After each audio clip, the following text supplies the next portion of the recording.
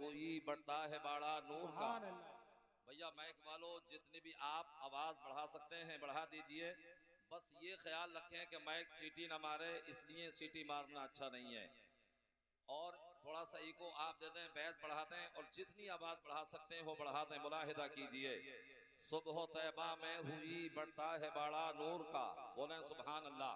सुभान अल्लाह सुबह तैबा में हुई बढ़ता है बाड़ा नूर का, और सदका लेने नूर का आया है तारा नूर का। सदका लेने नूर का आया है तारा नूर का, और नारियों का दौर था दिल जल रहा था नूर का। नारियों का दौर था दिल जल रहा था नूर का, और तुमको देखा हो गया ठंडा कलेजा नूर का। तुमको देखा हो गया ठंडा कलेजा नूर का, और मैं गदा तू बादशाह भर दे पियाला नूर का।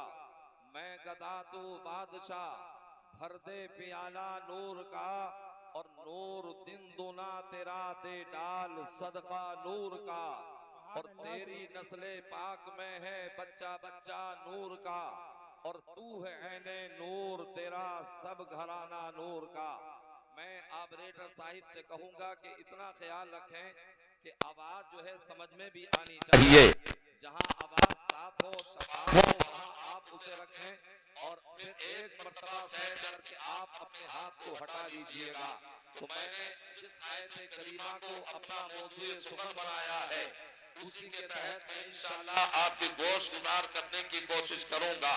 अल्लाह तबारक व तआला ने अपने हबीबे मुकर्रम को, परवरदिगार आलम ने अपने नाइबे मुतलक को इस खाकदाने गेटी पर भेजा।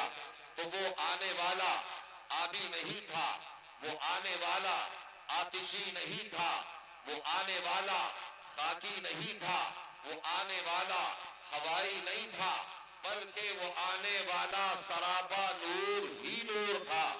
अल्लाह ने जमीन से पहले, आसमान से पहले, चांद की चांदनी से पहले, सूरज की रोशनी से पहले, सितारों की अंजुमन से पहले, और कहकशा के जमाल से पहले, आबशार के नगमों से पहले, गुंजों की चटक से पहले, फूलों की महक से पहले, दरिया की रवानी से पहले, मौजों की तुगयानी से पहले, शम्सो कमर से पहले, शजरो हजर से पहले, लालो गुहर से पहले, हर खुशबो तर से पहले, हर बहरो पर से पहले, और जन्नत की बहारों से पहले, हुराने जन्नत से पहले, गिलमाने खुल्द से पहले, कुर्सी से पहले, लोहो कलम से पहले अल्लाह ने अपने हबीब के नूर को पैदा फरमाया।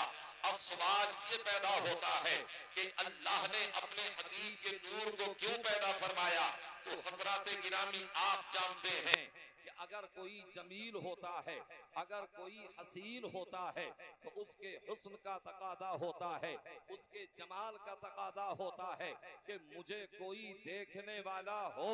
तो बस इसी तरीके से अल्लाह के जमाल का तकादा हुआ और उसके हुस्न का तकादा हुआ कि इसे कोई देखने वाला पैदा किया जाए ताकि नूरे मुस्तफा देखे और जमाले खुदा देखा जाए। तो अल्लाह ने सबसे पहले अपने हबीब के नूर को पैदा फरमाया, और परवरदिगार आलम ने औरतों के लिए कानून नाफिज फरमा दिया और इरशाद फरमाया फकरना फी बुयूतिकुन्ना, कि और अपने घरों में ठहरी रहो, वला तबर्रजना, और बेपर्दा ना रहो, तबर्रुजल जाहिलियतिल ऊला, जैसे अगली जाहिलियत की बेपर्दगी।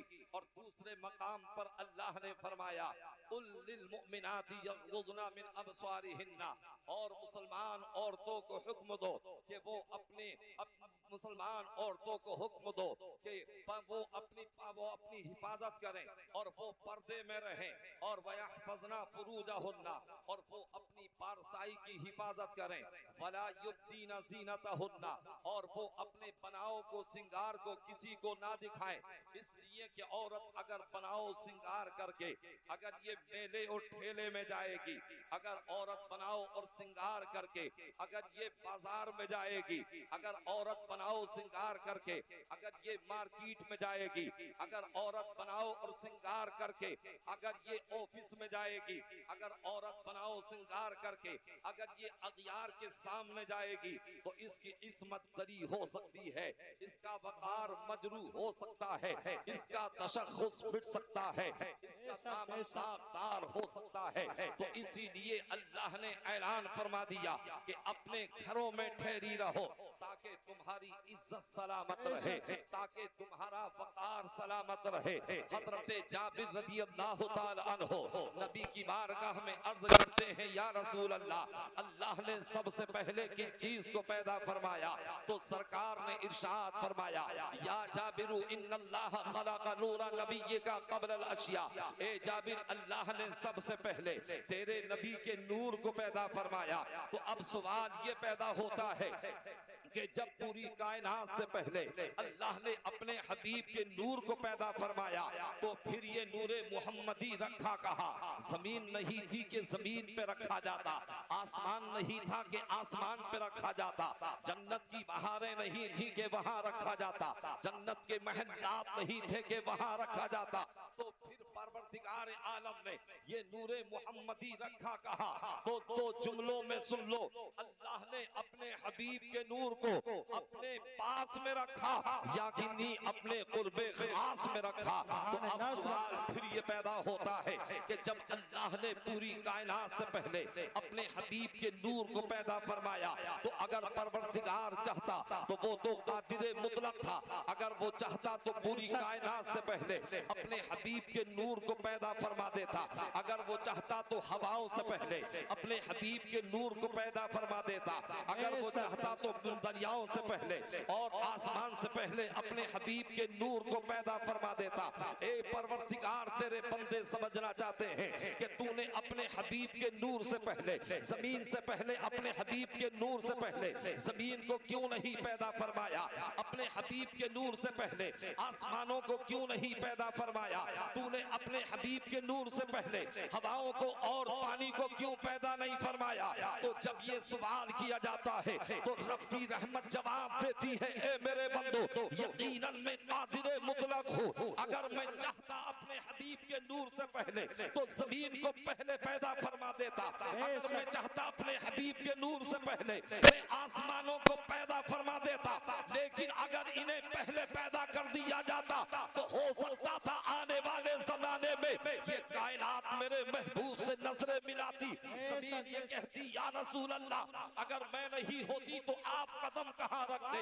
आसमान ये कहता, या रसूल अल्लाह, अगर मैं नहीं होता तो आप शामियाने में किसके रहते? हो सकता था हवाएं ये कहती, या रसूल अल्लाह, अगर मैं नहीं होती तो आप सांस कैसे लेते? हो सकता था पानी ये कहता, या रसूल अल्लाह, अगर मैं नहीं होता तो आप अपनी तृष्णगी कैसे बुझाते, अपनी प्यास को कैसे बुझाते? तो मैंने जमीन से पहले, आसमान से पहले, चांदो सूरज से पहले, पूरी कायनात से पहले अपने हबीब के नूर को पैदा फरमा के ये बता दिया, ए जमीन सुन ले, तेरा मेरे हबीब पर कोई एहसान नहीं है। ए आसमान सुन ले, तेरा मेरे हबीब पर कोई एहसान नहीं है। ए हवाओं सुन लो, तुम्हारा मेरे महबूब पर कोई एहसान नहीं है। बल्कि ए जमीन, अगर मैंने तुझे पैदा किया है तो अपने हबीब के सजदे में पैदा किया है। ए आसमान, मैंने अगर तुझे पैदा किया है तो अपने हबीब के सजदे में पैदा किया है। ए पानी, मैंने अगर तुझे पैदा किया है तो अपने हबीब के सजदे में पैदा किया है। यानी रब की मशीयत को मंजूर ये था कि मेरे महबूब की जात पर किसी का एहसान न रहे, बल्कि पूरी कायनात पर मेरे हबीब का एहसान रहे और रहमतें तमाम ये कह करके गुजर जाए, मोहम्मद नबूदे कस नबूदे नबूदे अर्दो आलम रा वजूदे, मोहम्मद न होते तो कुछ भी न होता, और वो जो न थे तो कुछ न था, वो जो न हो तो कुछ न हो। जान है वो जहान की, जान है तो जहान है। नारे तकबीर, नारे रिसालत, अज़मते मुस्तफ़ा, नूरे मुस्तफ़ा, अल्लामा जाकिर हुसैन नईमी। हजरात, तो परवरदिगार आलम ने जब तक चाहा अपने हबीब के नूर को अपने कुर्बे खास में रखा, और जब परवरदिगार ने उसे बेहिजाब करना चाहा, जब अपने हबीब के नूर को बेपर्दा करना चाहा, तो अल्लाह ने कायनात की तख्लीक फरमाई, कौनैन की तख्लीक फरमाई, और फिर जन्नत में हजरत आदम अलैहिस्सलाम का पुतला तैयार किया। और रब्बे काबा ने ये ऐलान फरमा दिया था, वइज़ क़ाल रब्बुका लिल मलाइकति इन्नी जाइलुन फिल अर्दि खलीफा। और याद करो जब तुम्हारे रब ने फरिश्तों से फरमाया कि मैं जमीन में अपना नाइब बनाने वाला हूँ। अब यहाँ एक बात पैदा होती है, यहाँ एक सवाल पैदा होता है, यानी जमीन पर भेजा जाने वाला है, मगर तख्लीक जन्नत में की जा रही है। जब हजरत आदम जमीन पर आने वाले थे तो ये कहती है कि आपका पुतला यही तैयार किया जाता, भेजा तो जमीन पे जाना है, मगर तख्लीक जन्नत में की जा रही है।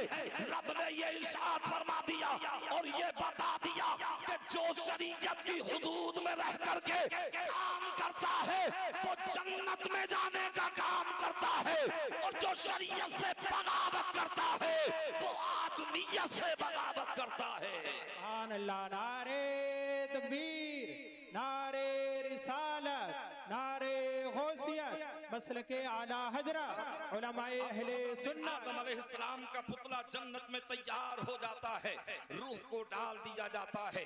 अल्लाह ने फरमाया उसजुदू लि आदम, कि तुम आदम को सजदा करो। सबके सब सजदे में चले जाते हैं, फसजदू इल्ला इब्लीस, सिवाय इब्लीस के। अल्लाह ने इब्लीस से फरमाया कि तुझे क्या हुआ, जब सबके सब सजदे में चले गए तो तूने आदम को क्यों सजदा नहीं किया? तो उसने कहा था काला अना खैरुम मिन्हु खलक़तनी मिन नारिन व खलक़तहु मिन तीन, यानी मैं इनसे बेहतर हूँ इसलिए कि मैं आग से पैदा किया गया हूँ और ये मिट्टी से पैदा किए गए हैं, और आग मिट्टी से अफजल है। तो पता ये चला कि जब आदमी के अंदर अना आ जाती है, जब आदमी के अंदर अनानियत आ जाती है, जब आदमी के अंदर किब्र पैदा होता है, जब आदमी के अंदर मैं पैदा होती है, तो समझ लो उसकी बर्बादी का पहला सीना शुरू हो जाता है।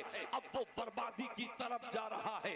अलगरज हजरत आदम अलैहिस्सलाम को सजदा किया जाता है, तो ये सजदा हजरत आदम अलैहिस्सलाम को नहीं था, बल्कि हजरत आदम की पेशानी में जो नूरे मुहम्मदी चमक रहा था, ये सजदा तो नूरे मुहम्मदी को कराया गया था।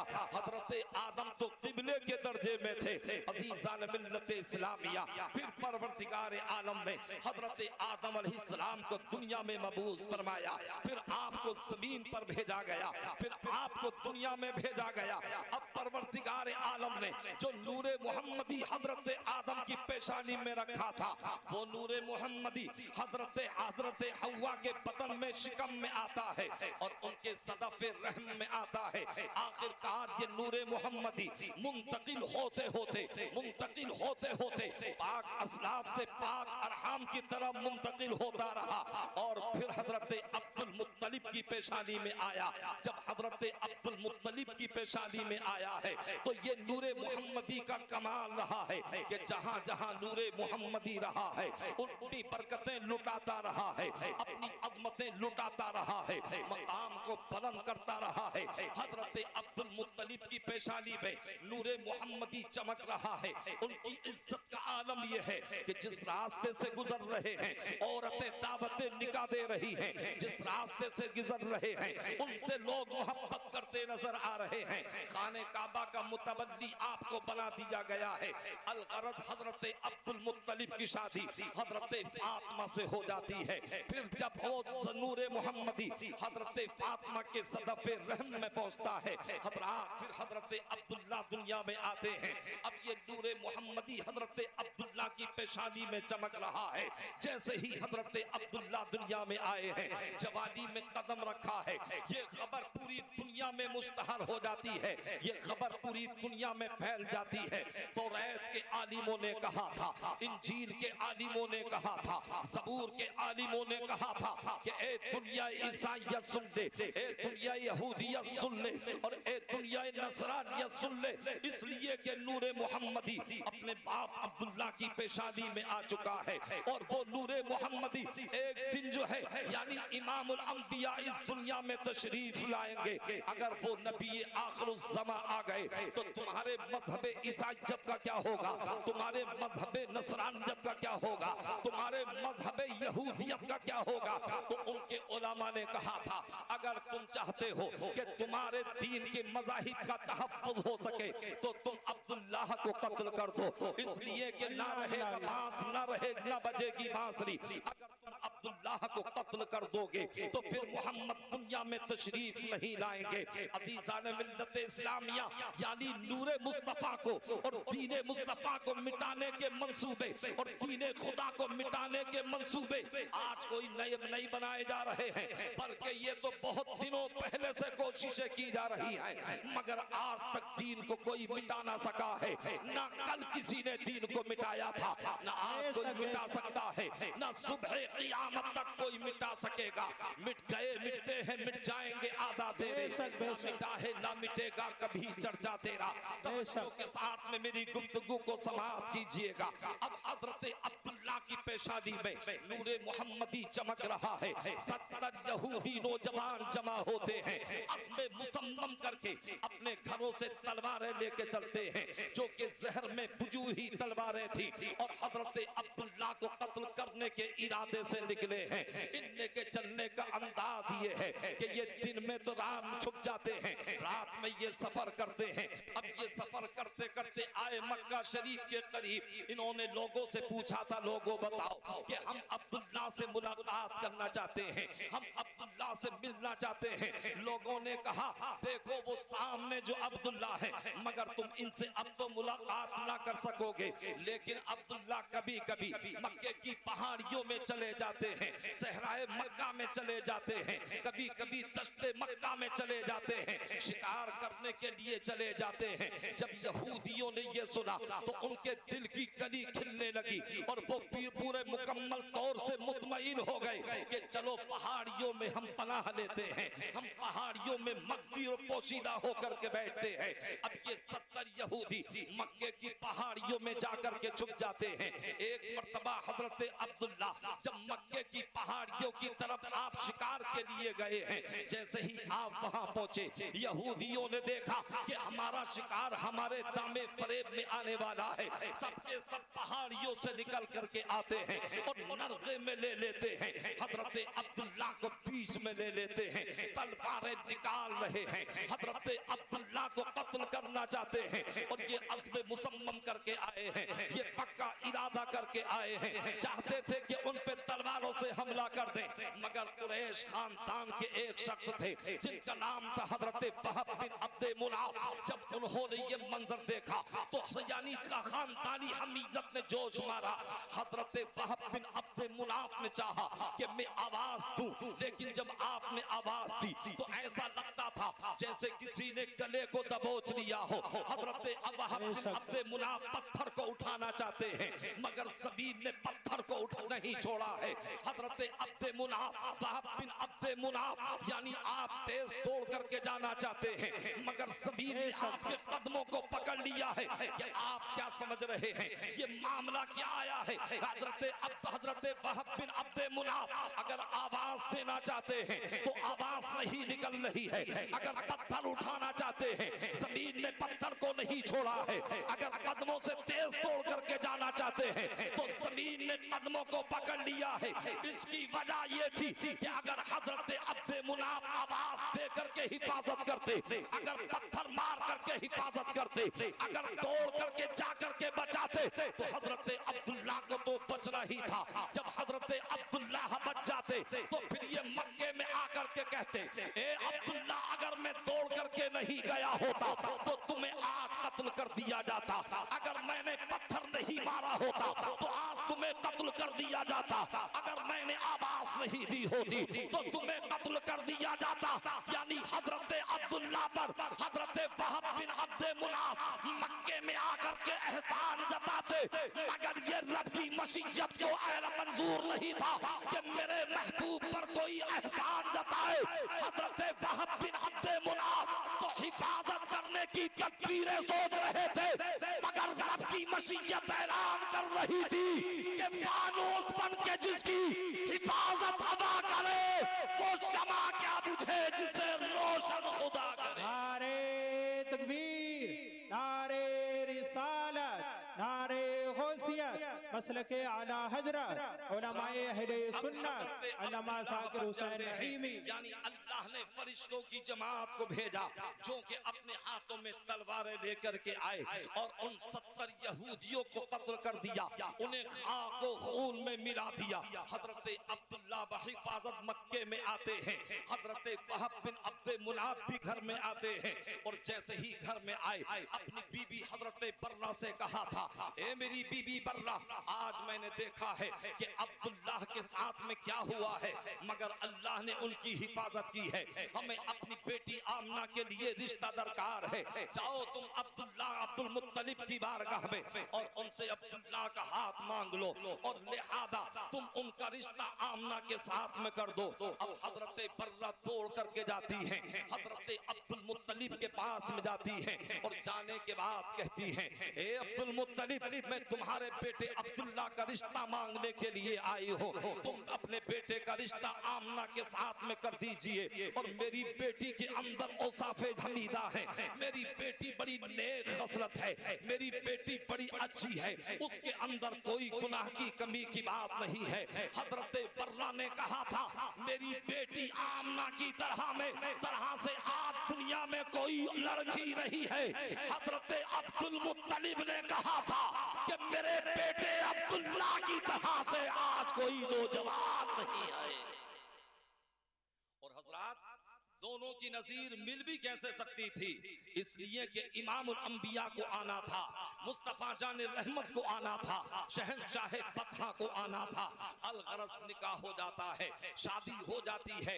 अब हजरत अब्दुल्ला और हजरत आमना का दोनों का जो है यानी रिश्ता इज़्दिवाज में मुंसलिक हो जाते हैं। अब दोनों का रिश्ता हो जाता है, लेकिन हजरात जब नूरे मोहम्मदी की खबर पूरी दुनिया में गश्त कर रही थी, जब ये खबर मुल्क शाम में पहुंची है, जब ये खबर मुल्क यमन में पहुंची है, जब ये खबर मिस्र की सरजमीन पर पहुंची है, जब ये खबर ईरान की सरजमीन पर पहुंची और जब मुल्क शाम की सरजमीन पर पहुंची, तो मुल्क शाम के बादशाह की बेटी जिसका नाम फातिमा मुअर्रिखीन ने लिखा है, जब फातिमा ने ये सुना कि नूरे मोहम्मदी अब्दुल्ला की पेशानी में जगमगा रहा है, उसने अपनी कनीजों को लिया, उसने अपने मालो असासा को लिया, उसने अपने मालो दौलत को लिया और सबको यकजा करने के बाद वो मक्के की तरफ सफर करना शुरू कर देती है। और मुद्दते मदीद के बाद फिर ये मक्के की सरजमीन पर आती है।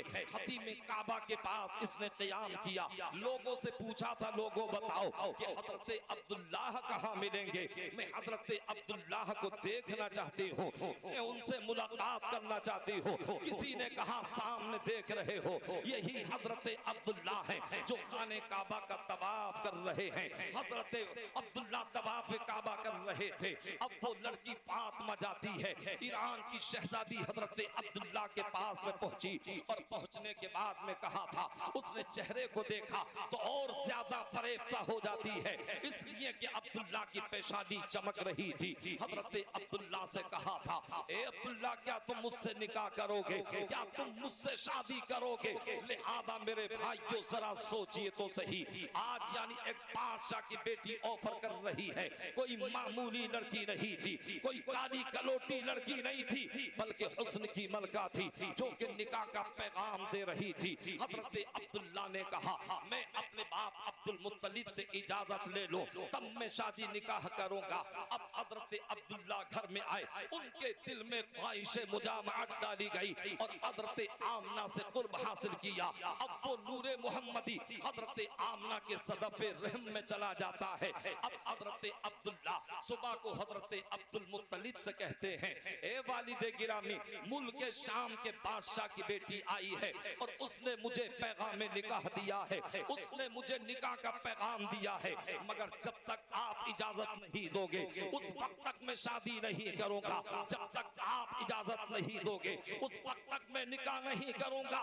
तो ए मेरे नौजवानों जरा सोचो और जरा तसव्वुर तखय्युल में लाओ सरकार के वालिद हजरत अब्दुल्लाह को यानी निकाह सानी की इजाजत ले रहे हैं। अब वो नौजवान कौल का कान खोल करके सुने कि जो अपनी मर्जी से शादी कर रहे हैं, ना बिरादरी देख रहे हैं, ना इमाम देख रहे हैं, ना काफिरा को देख रहे हैं, ना मुशरिका को देख रहे हैं, और दीवानी यानी जवानी दीवानी हुआ करती है। जरा सी मोहब्बत क्या हो गई, फिर तो न माँ की इज्जत का ख्याल है, ना बाप की इज्जत का ख्याल है, ना खानदान की इज्जत का ख्याल है, ना रिश्तेदारों का ख्याल है। अब ये दोनों या तो कोर्ट मैरिज कर रहे हैं या भाग करके शादी कर रहे हैं। अब ये शादी तो होती है, मगर मेरे भाइयों नतीजा क्या निकलता है, महीने 2 महीने गुजरते हैं, या तो किसी को कत्ल कर दिया जाता है, या उसे रेलवे स्टेशन पर छोड़ दिया जाता है, या उसे जहर दे दिया जाता है,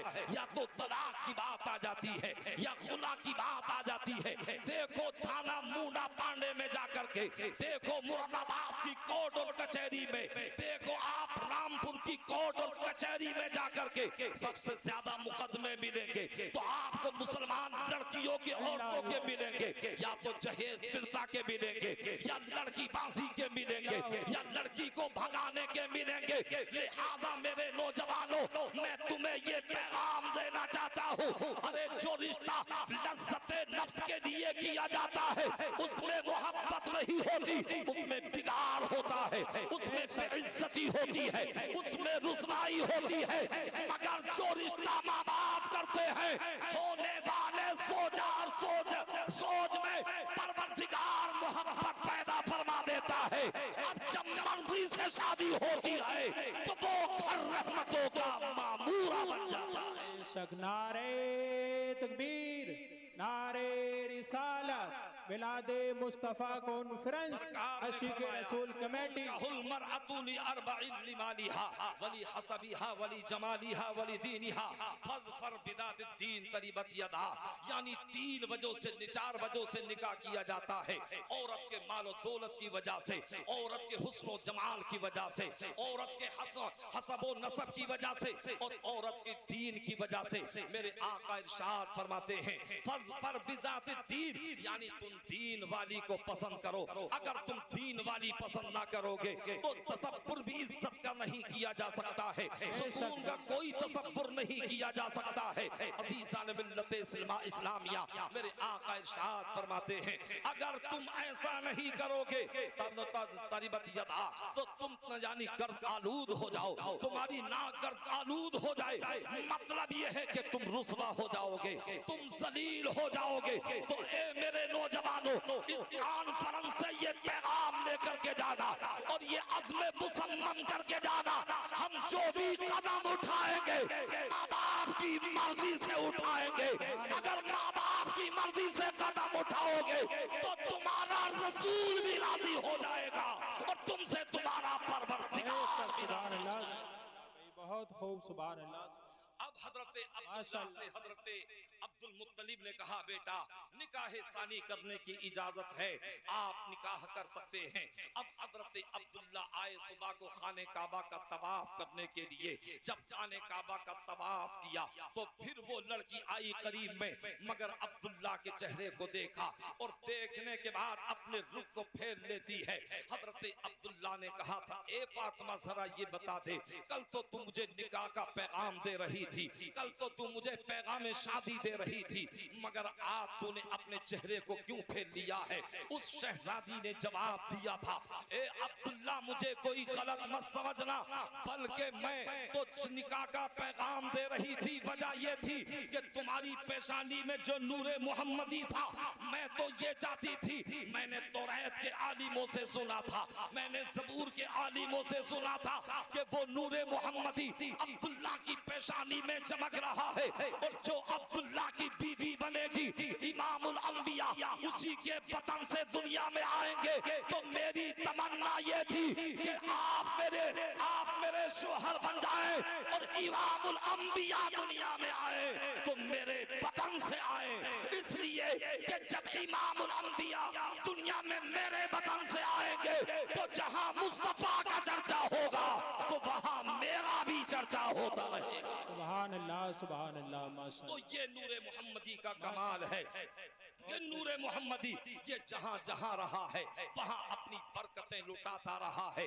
अगर ये हजरत आदम की पेशानी में रहा है, हजरत आदम की तौबा को कबूल किया गया है, हजरत इब्राहीम की पेशानी में रखा गया है, तो उन पर नारे नमरूद को गुलजार कर दिया गया है। हजरत गिरामी यही नूरे मोहम्मदी हजरत इस्माइल अलैहिस्सलाम की पेशानी में रखा गया, तो हजरत इस्माइल को छुरी के नीचे से निकाल करके जन्नत का तुम्बा ला करके यानी उसे ज़िबा करा दिया गया है, हजरत इस्माइल को बचा लिया गया है। तो ये नूरे मोहम्मदी का कमाल है कि ये नूरे मोहम्मदी जहां जहां रहा है अपनी बरकतें लुटाता रहा है, अपनी रहमतें लुटाता रहा है, अपनी अज़मतें लुटाता रहा है।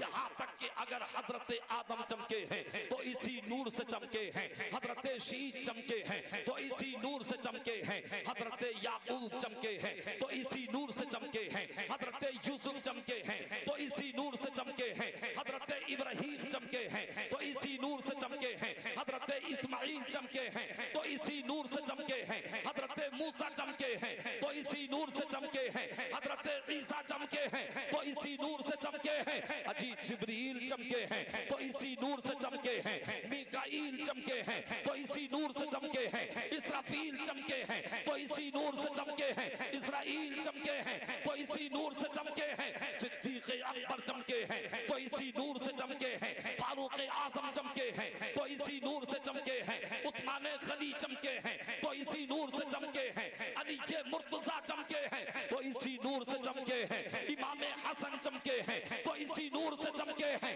अमीर मुआविया चमके हैं तो इसी नूर से चमके हैं, इमाम आज़म चमके हैं तो इसी नूर से चमके हैं, गौसे आज़म चमके हैं तो इसी नूर से चमके हैं, गरीब नवाज चमके हैं तो इसी नूर से चमके हैं, साबिर पाक चमके हैं तो इसी नूर से चमके हैं, महबूब इलाही चमके हैं तो इसी नूर से चमके हैं, मखदूम सिमला चमके हैं तो इसी नूर से चमके हैं, मखदूम मारेरा चमके हैं तो इसी नूर से चमके हैं, वारिस देवा चमके हैं तो इसी नूर से चमके हैं, सदरुल शरिया चमके हैं तो इसी नूर से चमके हैं, आला हजरत चमके हैं तो इसी नूर से चमके हैं, और सदरुल्लाह फाजिल चमके हैं तो इसी नूर से चमके हैं, हाफिज़ मिल्लत चमके हैं तो इसी नूर से चमके हैं, मुजाहिद मिल्लत चमके हैं तो इसी नूर से चमके हैं, अजी ताजुल शरिया चमके हैं तो इसी नूर से चमके हैं।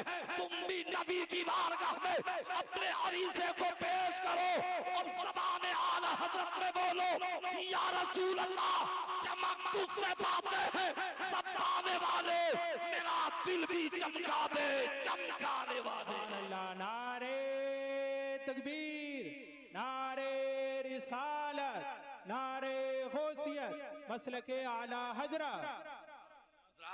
जो मुझे टाइम दिया गया है इंशाअल्लाह मैं उसी टाइम के मुताबिक जो है अपना कलाम और अपनी गुफ्तगू को जारी रखूंगा। जब मेरा टाइम मुकम्मल हो जाएगा तो इंशाअल्लाह मैं अपनी गुफ्तगू को खत्म कर दूंगा। ना तो पैसे गिनने से मुझ पे कुछ फर्क पड़ेगा और ना जो है इशारा करने से कुछ फर्क पड़ेगा। हजरात गिरामी, अल्लाह का बहुत बड़ा फजल एहसान है, बड़ी बड़ी कॉन्फ्रेंसों में बोलने का मौका मिलता है। अजीज़ान मिल्लत इस्लामिया, तो ये सरकार की आमद का सदका है, मुस्तफ़ा जान रहमत के नालैन का सदका है। सरकार आला हजरत ने तो कहा था कि निगाहे लुत्फ के उम्मीदवार हम भी हैं, लिए हुए ये दिले बेकरार हम भी हैं, और सर पे रखने को मिल जाए जो नालाने पाके हुजूर तो फिर कहेंगे कि हाँ ताजदार हम भी हैं। अलगरज सरकार अपनी माँ के शिकम में हैं, यानी अपनी माँ के शिकम में आप पल रहे हैं, यानी 2 महीने आप 2 महीने के अपनी माँ के शिकम में हैं। हजरत आमना को 2 महीने का हमल है। हजरत अब्दुल मुत्तलिब ने कहा था, ए मेरे बेटे अब्दुल्ला, हमारे यहाँ बच्चा पैदा होने वाला है, हम मुल्क मक्के वालों की दावत करेंगे, तुम माले तिजारत लेकर के जाओ मुल्क शाम और वहां से जरे कसीर लेकर के आओ, हम अच्छी दावत खिलाएंगे, हम लोगों की ज़ियाफत करेंगे, हम लोगों को दावते ताम देंगे। अलगरज हजरात, हजरत अब्दुल्ला जाते हैं मुल्क शाम की तरफ जाते हैं और तिजारत करते हैं। जब वापस होने लगते हैं मदीना शरीफ की सरजमीन पर पहुंचे, आपकी तबीयत नासाज हो गई। हजरत अब्दुल्ला वहीं रुक जाते हैं, काफिले वाले मदीना मक्का शरीफ आ जाते हैं। हजरत अब्दुल मुत्तलिब ने कहा था, ए लोगों जरा ये बताओ कि तुमने मेरे बेटे अब्दुल्लाह को कहां छोड़ा है? लोगों ने, काफिले वालों ने कहा उनकी तबीयत नासाज थी, हमने उन्हें मदीना शरीफ में छोड़ा है। हजरत अब्दुल मुत्तलिब अपने बेटे हारिस को भेजते हैं कि जाओ अपने भाई अब्दुल्लाह को लेकर के आओ। अब हारिस जाते हैं और जैसे ही मदीना शरीफ में पहुंचे तो पता चला कि हजरत अब्दुल्लाह का तो विसाल हो चुका है। हजरत अब्दुल्लाह अब दुनिया में नहीं रहे। अल्लाह अल्लाह, जब हजरत हारिस वापस पलट करके आते हैं, हजरत अब्दुल मुत्तलिब को पता चलता है। जब ये खबर पहुंचती है, दिल में जो है ना जाने कितने अरमान दम तोड़ने लगते हैं। हजरात, एक मर्तबा हजरत अब्दुल मुत्तलिब खाने काबा का तवाफ कर रहे थे। मक्के के कुछ लोगों ने कहा था और ये कहने लगे कि अब्दुल मुत्तलिब जरा ये बताइए कि आपके बेटे अब्दुल्लाह का इंतकाल हो चुका है, मगर आपकी बहू, आपके बेटे की बीवी क्या अपने शोहर का शोक नहीं मनाती है? क्या वो अपने शोहर का गम नहीं करती है? वो कौन सी खुशबू और इत्र इस्तेमाल करती है? ऐसी मक्के वालों ने कभी पहले सूंघी है और शायद न आइंदा कभी सूंघ सकते हैं।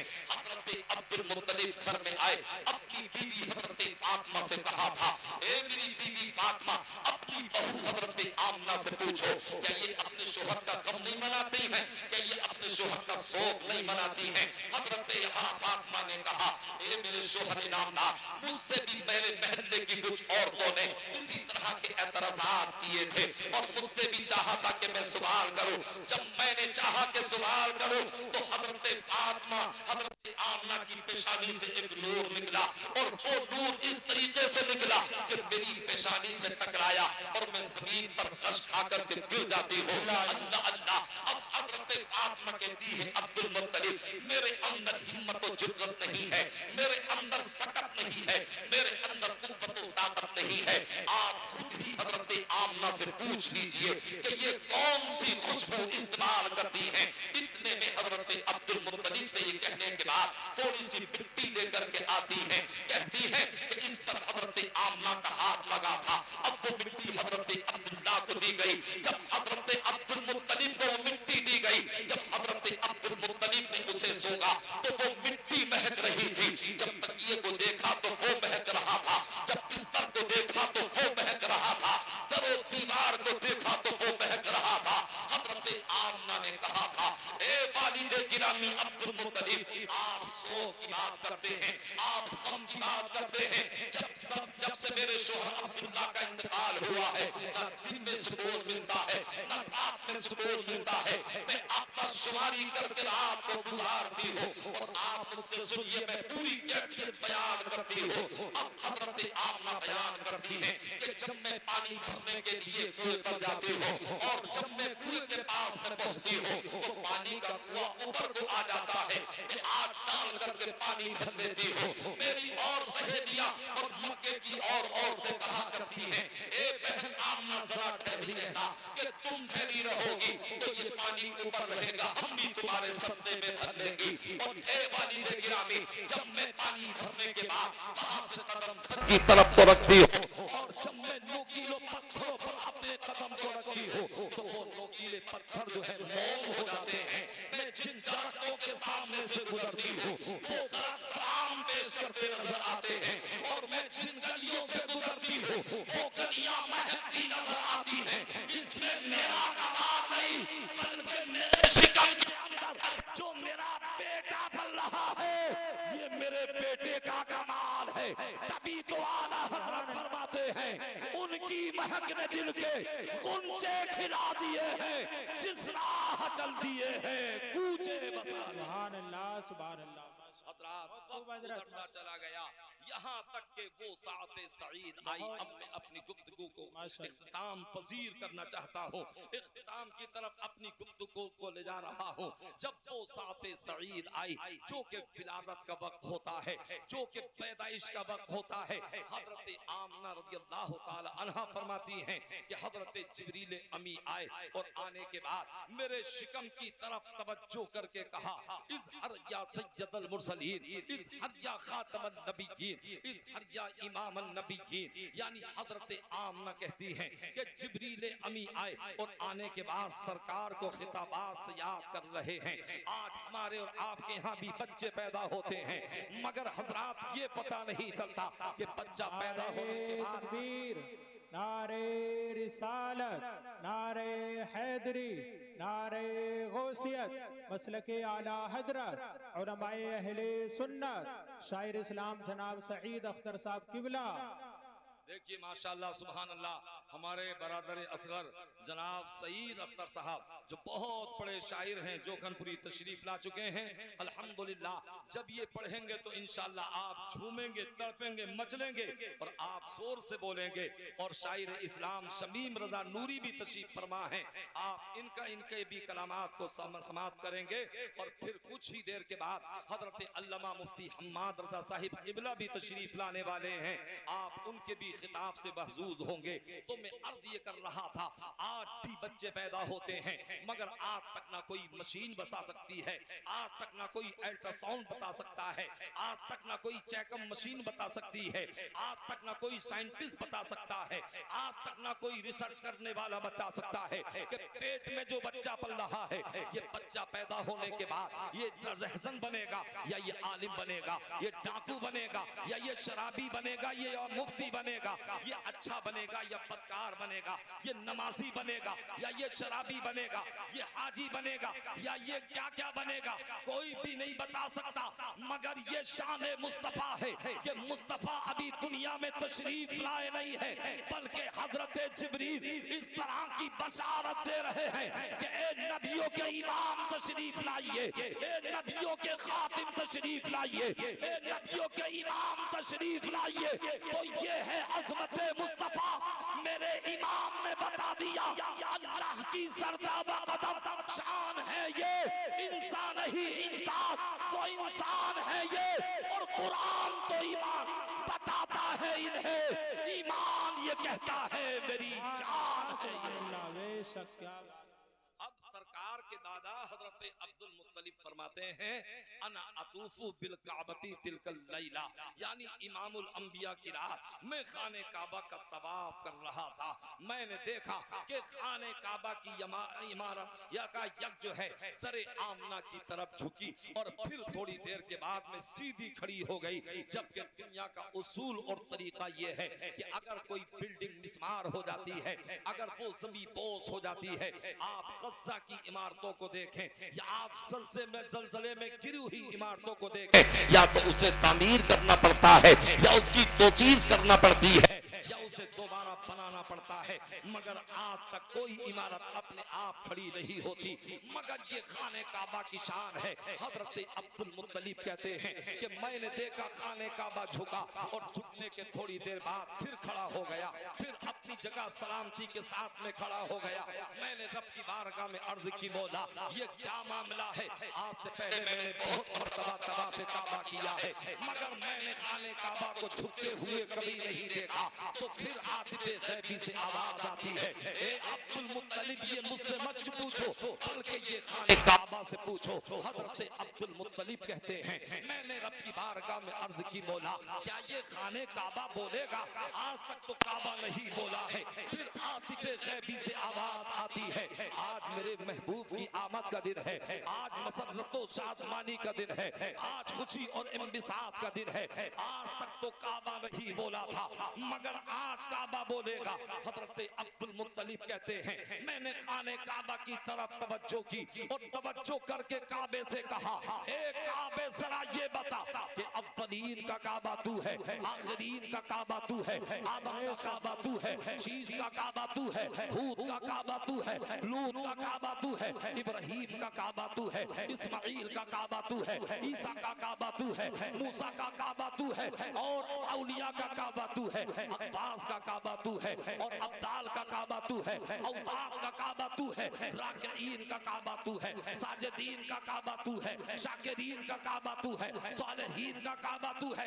एक काबा सबका तो काबा तू है, मगर जरा ये बता दे कि तू किसके लिए झुका है तो काबे से आवाज आती है, अल्लाह उसे कुव्वते गोयाई अता फरमाता है और काबा कहने लगता है, ए अब्दुल मुत्तलिब सुनो सुनो, यानी अव्वलीन का काबा मैं हूँ, आखिरीन का काबा मैं हूँ, आदम का काबा मैं हूँ, शीश का काबा मैं हूँ, लूत का काबा मैं हूँ, हूद का काबा मैं हूँ, इब्राहिम का काबा मैं हूँ, इस्माइल का काबा मैं हूँ, और अब्बास का काबा मैं हूँ, औसाद का काबा मैं हूँ, अब्दाल का काबा मैं हूँ, राकीन का काबा मैं हूँ, साजिदीन का काबा मैं हूँ, शाकिरीन का काबा मैं हूँ, सालिहीन का काबा मैं हूँ।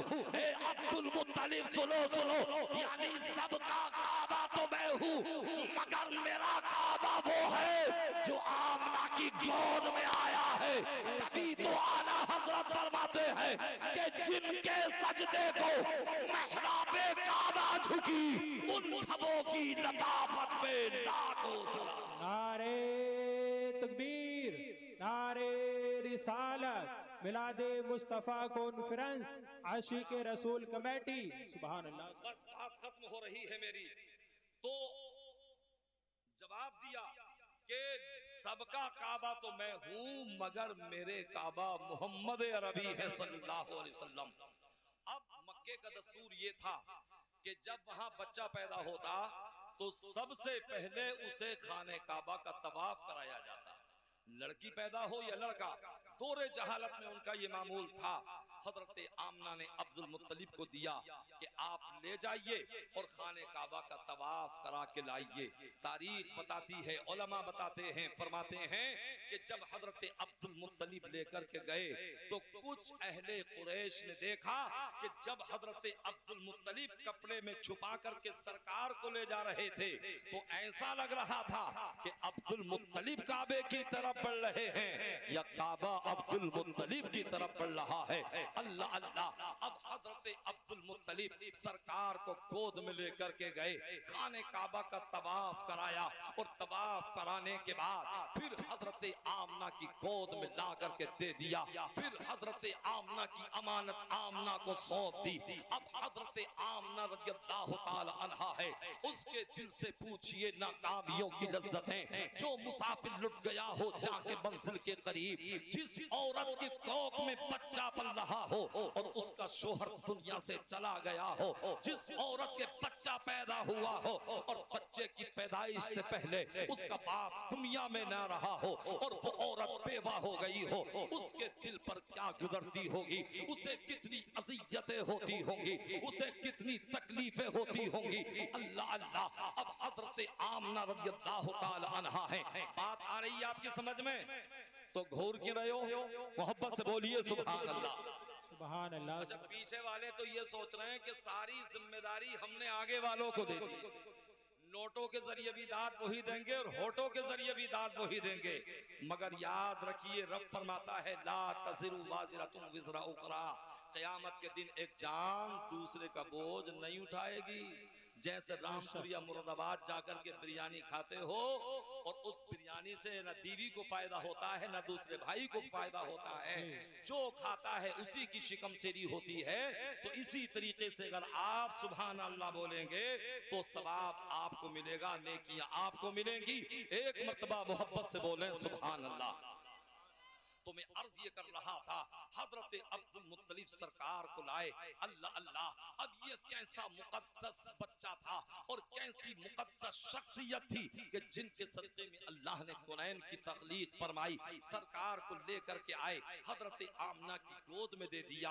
अब हजरत आमना अपने बच्चे को देख रही हैं और देख करके कह रही हैं, बच्चा बड़ा हसीन है, बच्चा बड़ा खूबसूरत है, बच्चा बड़ा जमाल वाला है, मगर फिर अंदर से दिल भर आता है और पल के आंसुओं से भीग जाती हैं।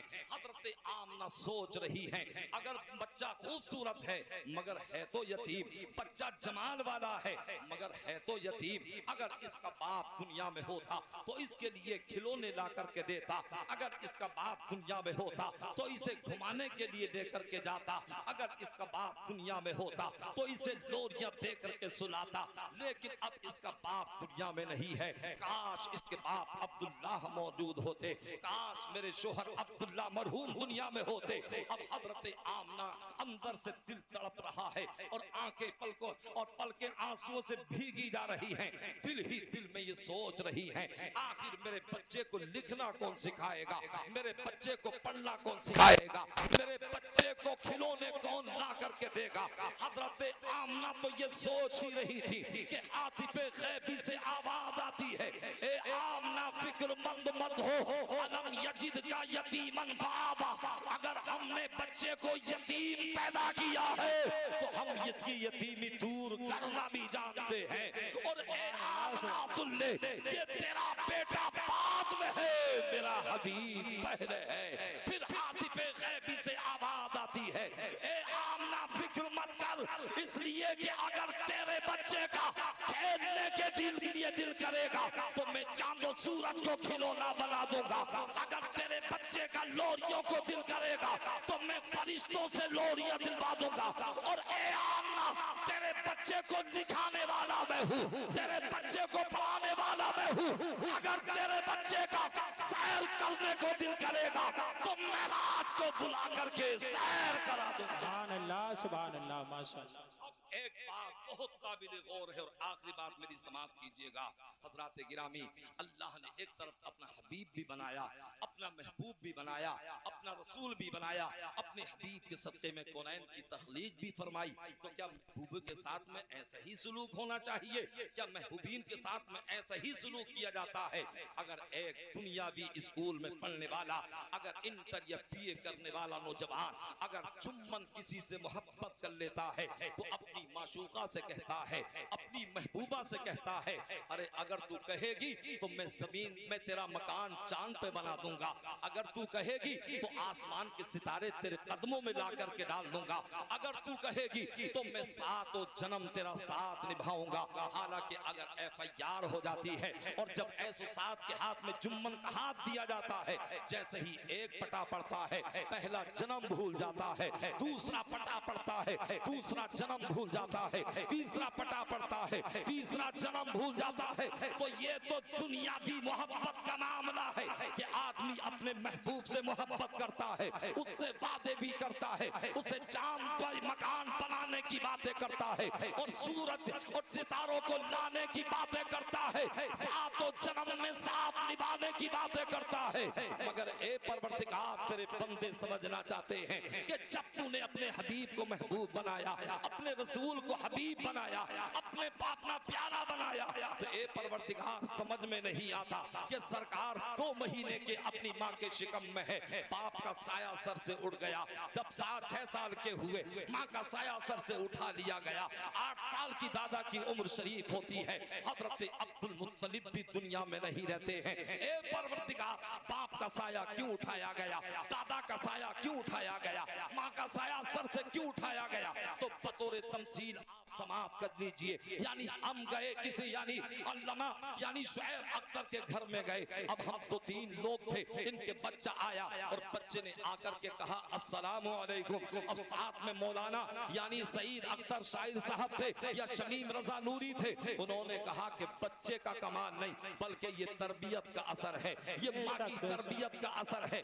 यानी जब बच्चे ने सलाम किया था, जब बच्चे ने झुक करके सलाम किया था तो बच्चे की तारीफ होनी चाहिए थी, बच्चे के कमाल को जाहिर करना चाहिए था, मगर बच्चे की तारीफ नहीं होती। अगर कोई किसी के घर में जाता है और बच्चा मुहज्जब अंदाज में सलाम करता है तो बच्चे की तारीफ नहीं बल्कि माँ की तारीफ होती है, बाप की तारीफ होती है कि ये तरबियत का परवरिश का असर है। तो अगर सरकार के बाप दुनिया में होते, अगर सरकार की माँ दुनिया में होती, अगर सरकार के दादा दुनिया में होते, तो जब सरकार के कमालात और मेरे आका के यानी कमालात को लोग देखते तो दुनिया वाले ये कह सकते थे कि ये तो माँ की तरबियत का असर है, ये तो बाप की तरबियत का असर है, ये तो दादा की परवरिश का असर है। तो परवरदिगार ने सबको उठा लिया और ये बता दिया महबूब यानी तुझे लिखाने वाला मैं हूँ, तुझे पढ़ाने वाला मैं हूँ,